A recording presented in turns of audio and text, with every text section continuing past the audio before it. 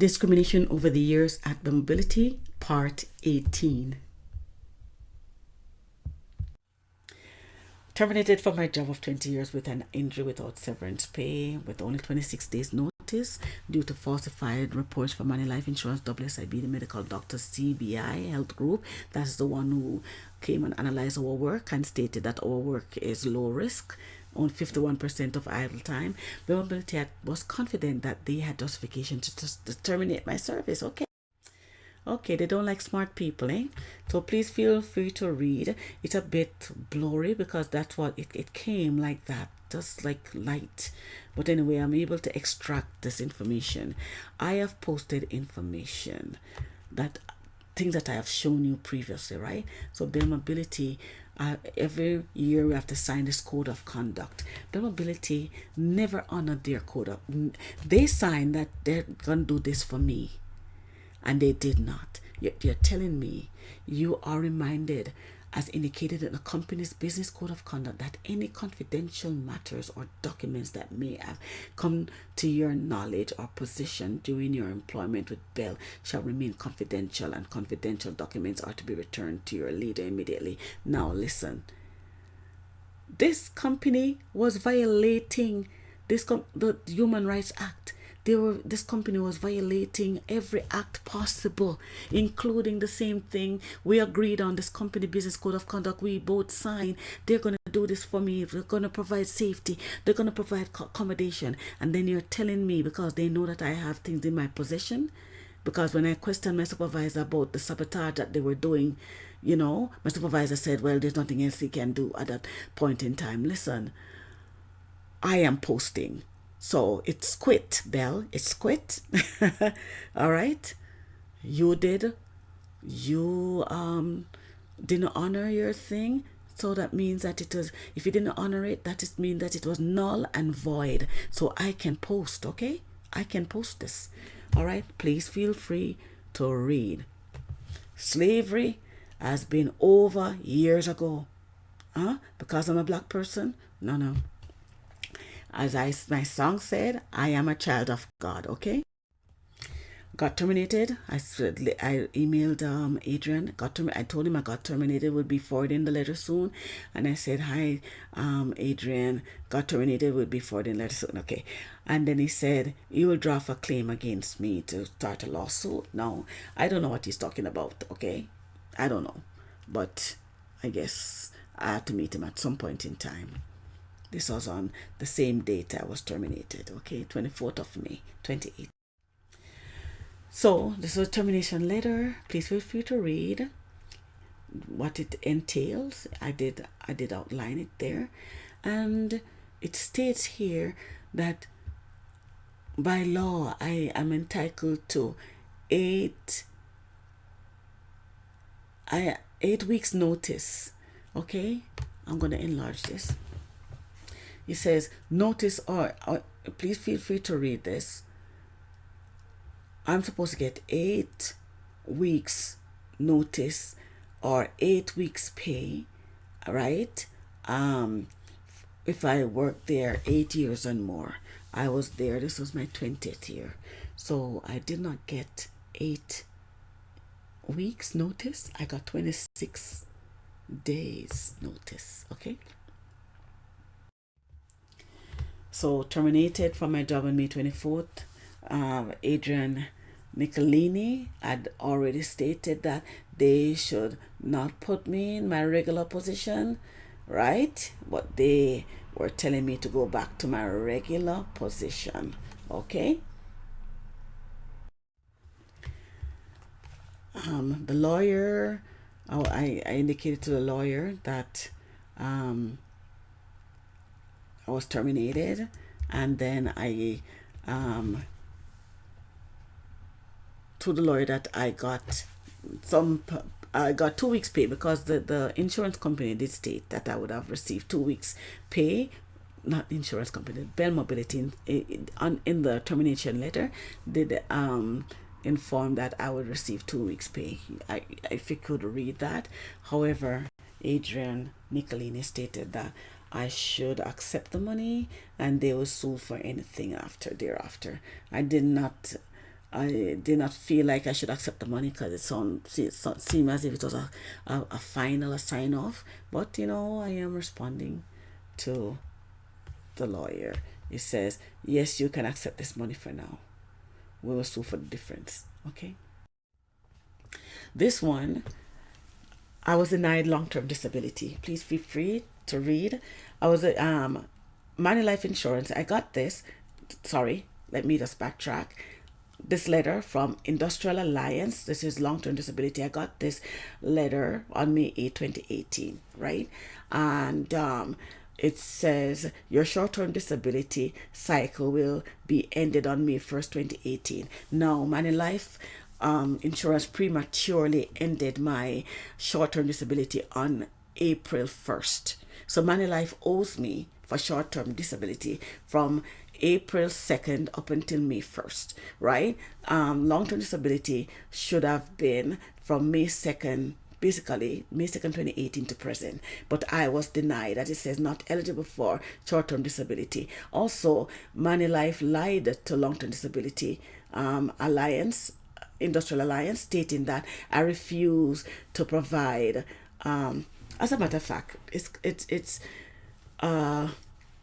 he said that I did not provide authorization for them to forward a copy of my medical report to Dr. Silverberg. I would be foolish if I had done that. I would be foolish, and I will show you later.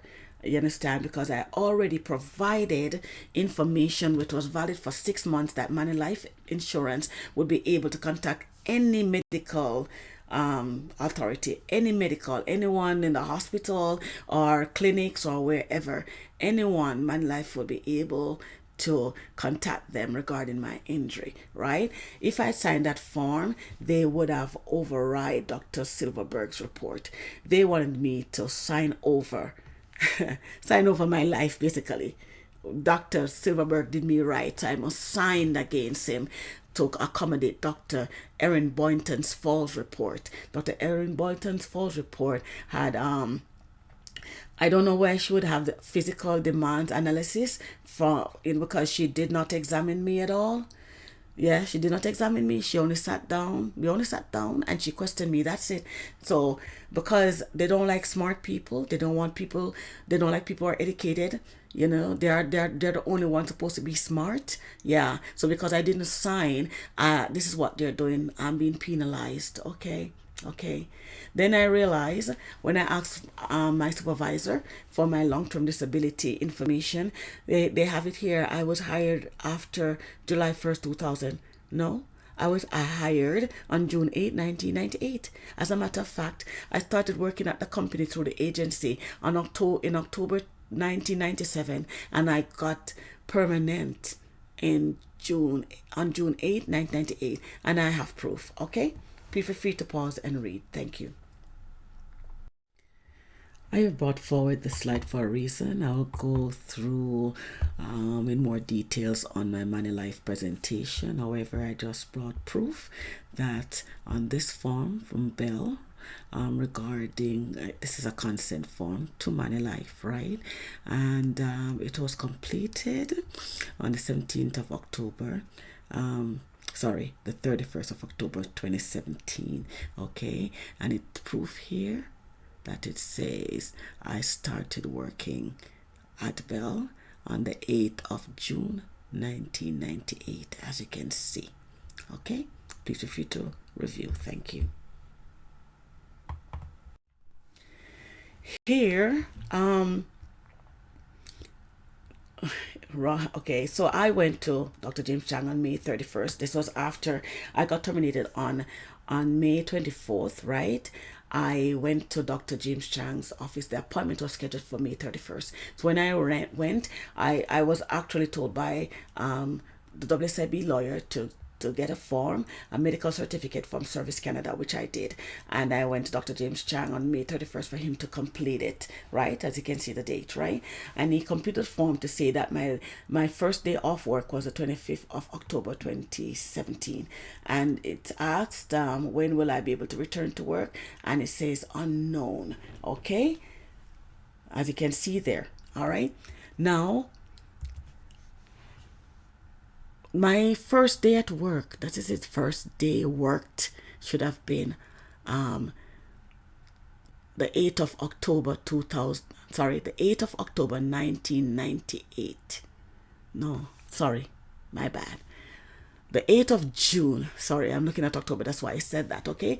It's supposed to be the 8th of June 1998. Instead, they have the 20th of October 2002. The Bell Mobility was trying to be deceitful. This came from the head office, Bell Mobility, as you can see, in Quebec, all right?